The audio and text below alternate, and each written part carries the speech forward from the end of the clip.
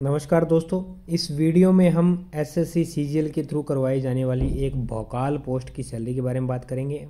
और जिस सैलरी को हम जानेंगे वो मिनिमम सैलरी रहने वाली है। पूरे इंडिया में कहीं भी आपकी पोस्टिंग हो जाए, जॉब लगने के बाद आपको मिनिमम उतनी सैलरी गवर्नमेंट के द्वारा प्रोवाइड की जाएगी। तो दोस्तों, जिस पोस्ट की हम बात कर रहे हैं वो पोस्ट है आपकी AAO की, assistant account officer, assistant audit officer. दो तरह की इसके अंदर पोस्ट आती है। ज़्यादातर ऑडिट की पोस्ट को यहाँ पे जाना जाता है, अकाउंट वाली को कम जाना जाता है। ऑडिट के अंदर ऑडिट किया जाता है और अकाउंट के अंदर अकाउंटिंग का काम रहता है। तो यहाँ पे ये जो पोस्ट आपकी होती है ये भोकाल पोस्ट है। जब इस पोस्ट में आप किसी ऑडिट पे जाते हो तो वहाँ पे उस डिस्ट्रिक्ट, उस शहर के डीएम तक को आपके आगे पीछे घूमना पड़ता है, आपके आगे पीछे भागते रहते हैं।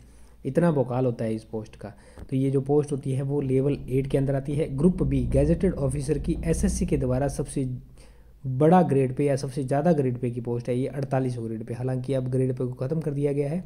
तो ये लेवल 8 सबसे ऊपर का लेवल है एसएससी के थ्रू जो करवाया जाता है। एसएससी के अंदर एक्चुअली में 5 लेवल करवाए जाते हैं, जिसमें 4, 5, 6, 7 और 8वां AA की पोस्ट है। इन 5 लेवल के ऊपर एसएससी के द्वारा पोस्ट फिल करवाई जाती है।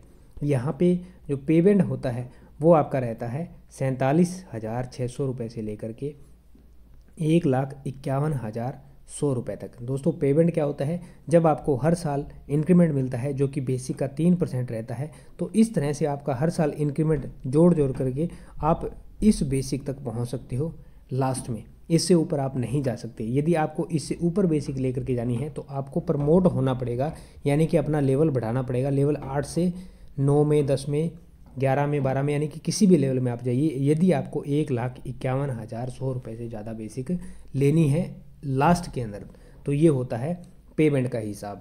फिर आता है बेसिक, और सारे अलाउंस भत्ते बेसिक से ही लगते हैं। तो बेसिक 47,600 रुपये। फिर आता है DA डियरनेस अलाउंस या महंगाई भत्ता, जो कि जुलाई 2024 से चल रहा है 53%। ये बनता है 25,228 रुपये। दोस्तों, DA साल में 2 बार बढ़ता है, एक बार जुलाई में और एक बार जनवरी के अंदर। लगभग 6 से 7% ये आपको बढ़ा हुआ मिलता है। फिर आता है HRA हाउस रेंट अलाउंस या मकान किराया भत्ता।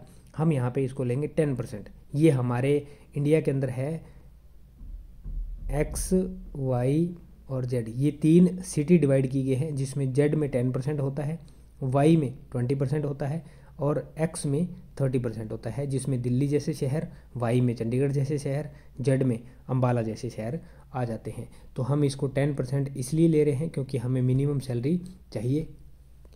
तो ये बनता है 4760 रुपये।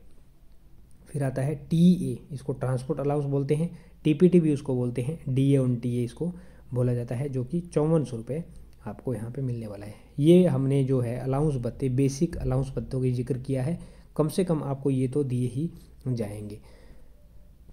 आपकी ड्यूटी के हिसाब से, पोस्टिंग के हिसाब से अलग अलग अलाउंस भत्ते यहाँ पे आपको मिलते हैं, जिसके अंदर आपका नेशनल हॉलीडे अलाउंस होता है, नाइट ड्यूटी अलाउंस होता है, रिस्क अलाउंस होता है, ट्रैवलिंग अलाउंस होता है, और भी कई सारे अलाउंसेस आपको दिए जाते हैं जो आपकी ड्यूटी पे डिपेंड करते हैं। हम उनको यहाँ पे काउंट नहीं करने वाले हैं। फिर आता है डिडक्शन या कटौती की बात करें तो ये होता है NPS नेशनल पेंशन स्कीम, जो कि बेसिक प्लस DA का 10% काटा जाता है और 14% गवर्नमेंट के द्वारा कंट्रीब्यूट किया जाता है।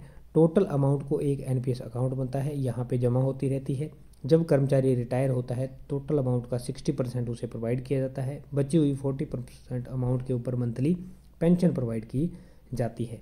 NPS की यदि बात करें तो ये होती है 7200 और 82 रुपये की कटौती। फिर एक आता है सेंट्रल गवर्नमेंट एम्प्लॉय की एक इंश्योरेंस स्कीम होता है, जिसको जनरल इंश्योरेंस स्कीम के नाम से जाना जाता है। इसमें 20 to 30 रुपीज़ की कटौती होती है, तो यहाँ पे हमने इसको 30 रुपये काउंट किया है। फिर आता है प्रोफेशनल टैक्स, जो कि आपको 300 to 400 रुपीज़ के आसपास देखने को मिलता है। फिर आता है इनकम टैक्स। 200 कटौती के अंदर भी आपको वेरिएशन देखने को मिल सकता है। थोड़ी बहुत कटौती जगह के हिसाब से आप वेरी कर सकती है, और थोड़ी बहुत जो आपकी हमने सैलरी बना रहे थे उसमें भी आपकी वेरिएशन देखने को मिल सकती है, जगह के हिसाब से, ड्यूटी के हिसाब से, जैसा कि मैंने आपको बताया। तो इनकम टैक्स भी आपको आपकी ड्यूटी के हिसाब से वेरी करेगा, या आपकी जो ग्रोस बनेगी उसके हिसाब से वेरी करेगा। फिर यहाँ पे आपको कई जगह sports fund, insurance fund, welfare fund, इस तरह से कई इंस्टीट्यूट की ये कटौतियाँ देखने को मिलेगी, जो कि 20 रुपये कहीं, 50 रुपये कहीं, 100 रुपये कहीं, तो 300 से 400 रुपये की कटौती आपको देखने को मिल सकती है।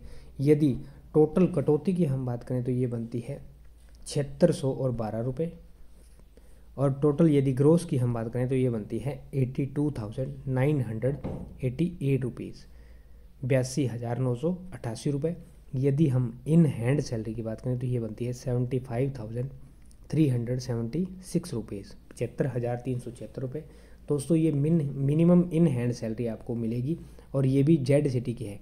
यदि अब वाई सिटी में पोस्टिंग हो जाएगी तो आपको मिलेगी कम से कम 80,000, और यदि आप एक्स सिटी में पोस्ट हो जाओगे तो आपको मिलेगी 85,000 मिनिमम सैलरी।